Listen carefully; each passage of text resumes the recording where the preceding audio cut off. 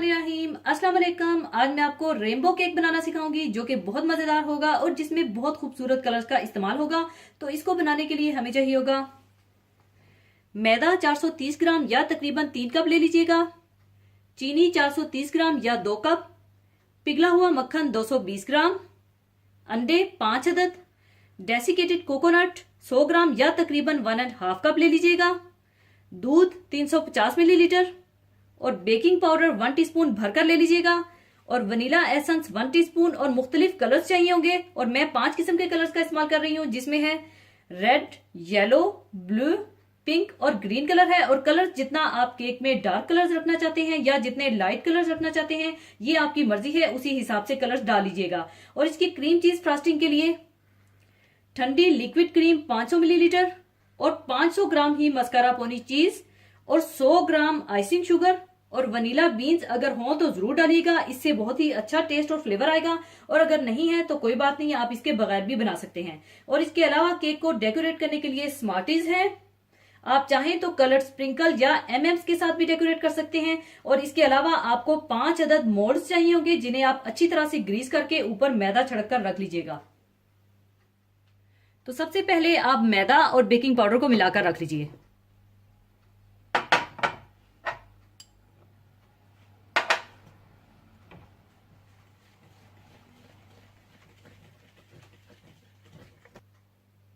और इसके बाद आप अंडे डाल लीजिए और चीनी और इन्हें इतनी अच्छी तरह से बीट कीजिए कि ये वॉल्यूम में डबल होने लगे और व्हाइट कलर में आ जाए।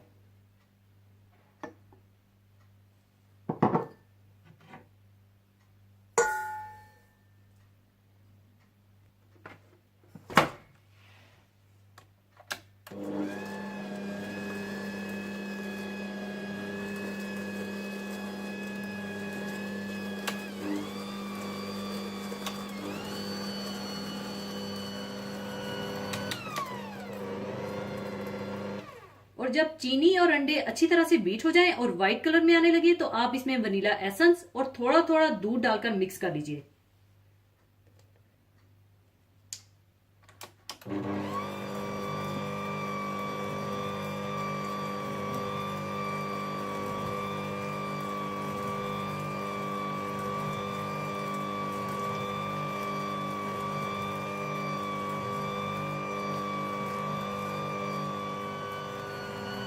दूध मिक्स करने के बाद आप इसमें पिघला हुआ मक्खन डालकर मिक्स कर लीजिए।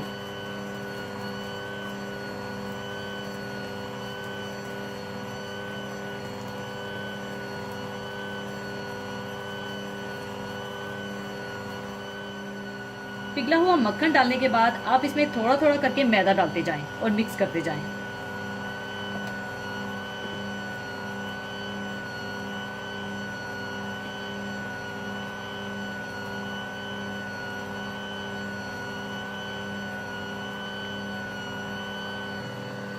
अच्छी तरह मैदा मिक्स करने के बाद आप इसमें डेसिकेटेड कोकोनट डालकर मिला लें।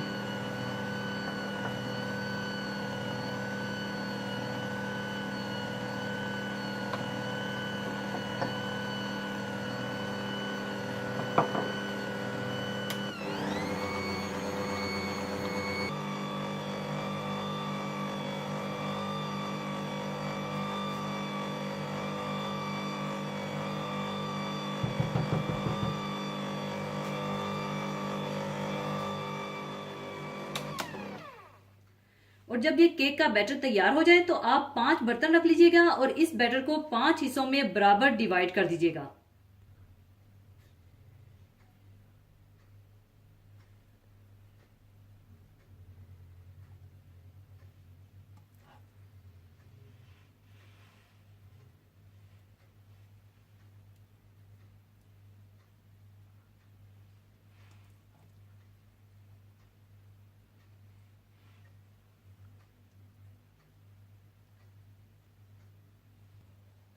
बैटर को 5 हिस्सों में तकसीम करने के बाद आप अपनी मर्जी के मुताबिक हर बर्तन में एक एक कलर डालकर मिक्स करके रख लीजिएगा और साथ ही ओवन को भी 180 डिग्री सेंटीग्रेड पर प्री हीट कर लीजिएगा।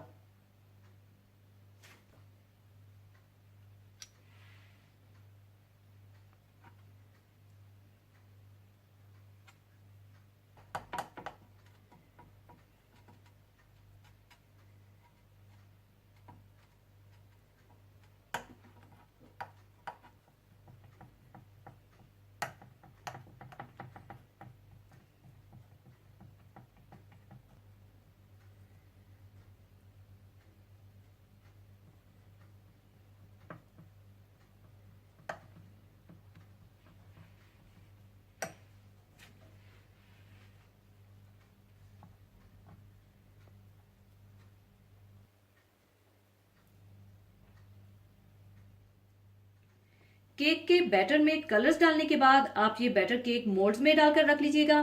बैटर को मोल्ड्स में डालने के बाद दो दो मोल्ड्स करके ओवन में रखकर 10 मिनट के लिए बेक कीजिएगा।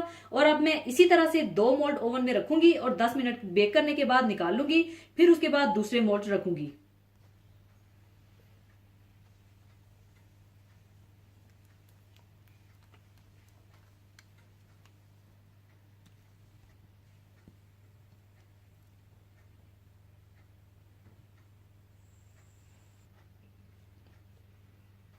और इसे इस तरह से अच्छी तरह से फैला लें।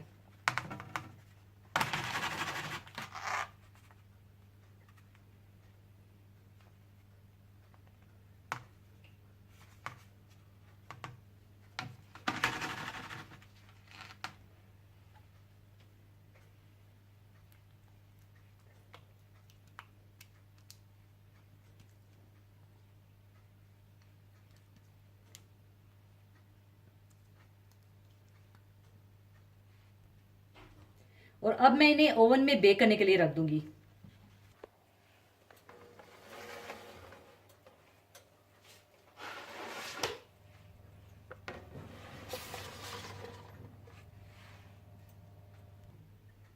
और अब मैं बाकी मोल्ड्स में भी केक का बैटर डालूंगी।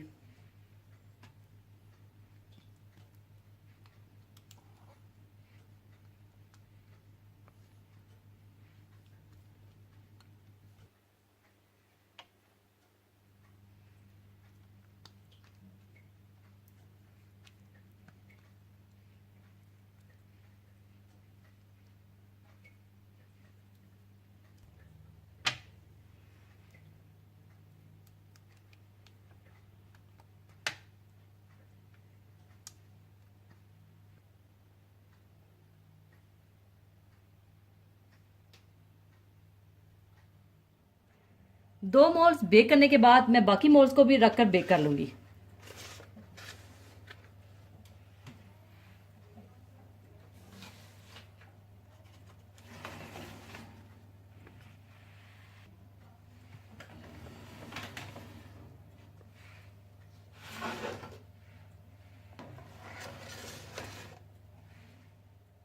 और जब ये सारे स्पंज तैयार हो जाएं तो आपने इन्हें कंप्लीटली बिल्कुल ठंडा कर लेना है। इसके बाद इसकी क्रीम चीज फ्रस्टिंग के लिए आप बिल्कुल ठंडी क्रीम, मस्कारापोने चीज, आइसिंग शुगर और वनीला बीन्स डालकर बीट कर लीजिए।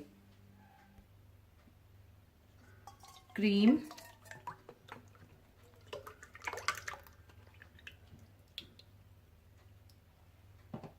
मस्कारापोने चीज,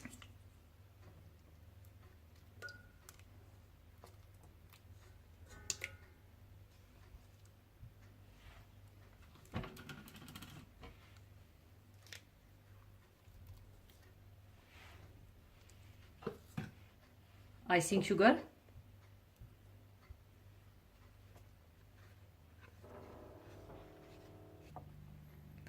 और वनीला बीन्स डालकर इसे अच्छी तरह से बीट कर लीजिए।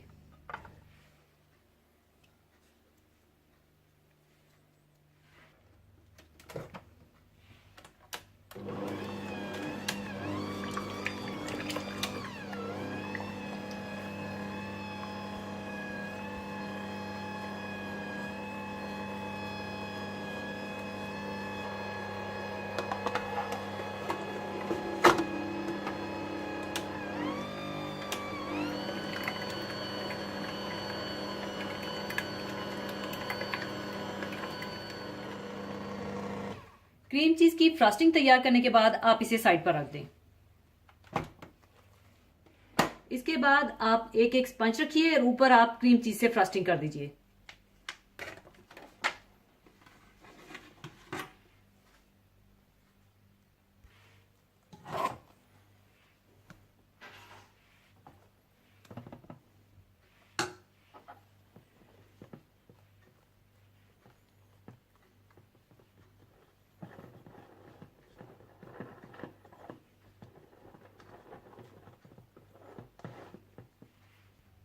और ऊपर आप दूसरा स्पंज रख दीजिए और फिर से क्रीम चीज से फ्रस्टिंग कर दीजिए।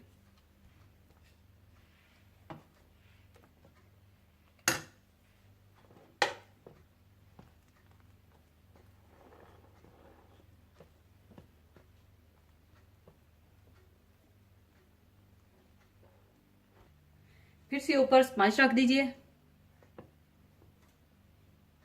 और फिर से क्रीम चीज की फ्रस्टिंग कर दीजिए।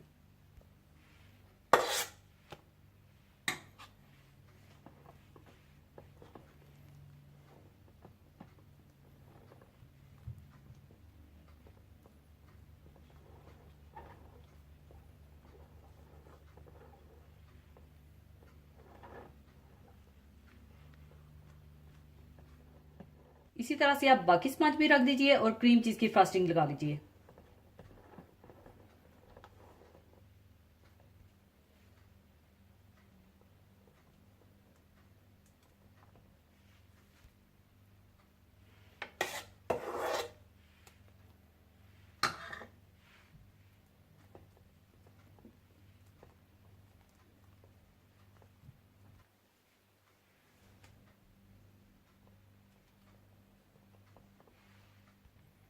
और इसके बाद आप इसे सारा कवर कर दें।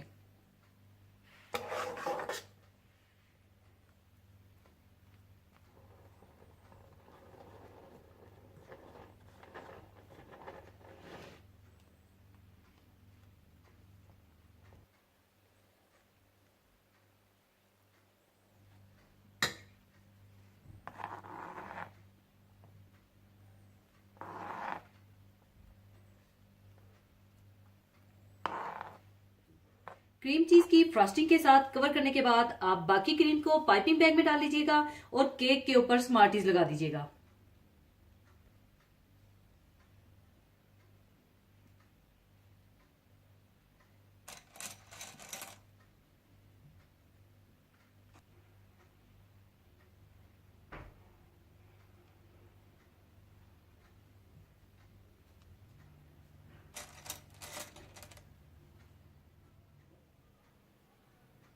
स्मार्टीज लगाने के बाद अब इसे मैं दूसरे बर्तन में शिफ्ट कर लूंगी। सर्विंग प्लेट में डालने के बाद आप इस तरह से डिजाइन बना लें।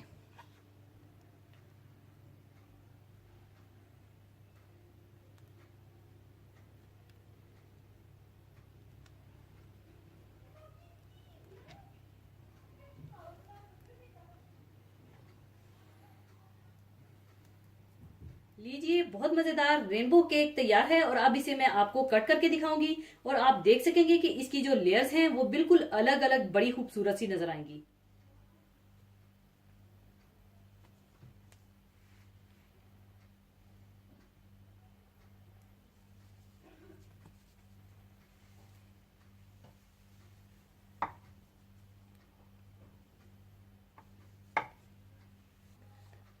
और अब आप देख सकते हैं इसकी जो लेयर्स हैं वो बिल्कुल अलग अलग बड़ी खूबसूरत सी नजर आ रही हैं। और याद रखिएगा कि जितना आप नीट एंड क्लीन और खूबसूरत करके चीजों को टेबल पर रखेंगे उतना ही ज्यादा खाने वालों को मजा आएगा। तो एंजॉय कीजिएगा और जरूर ट्राई कीजिएगा और मुझे बताइएगा कि ये कैसा बना। और जाने से पहले एक हदीसे पाक शेयर करना चाहूंगी।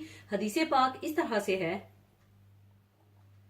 हजरत अनस रज़ियल्लाहु ताला अन्हु से रवायत है कि आप सल्लल्लाहु अलैहि वसल्लम ने फरमाया, तुम में से कोई शख्स ईमानदार ना होगा जब तक अपने भाई के लिए वो ना चाहे जो अपने नफ्स के लिए चाहता है। इसी के साथ मैं आपसे इजाजत चाहूंगी। अपना बहुत ख्याल रखिएगा, दुआओं में याद रखिएगा। अल्लाह हाफिज।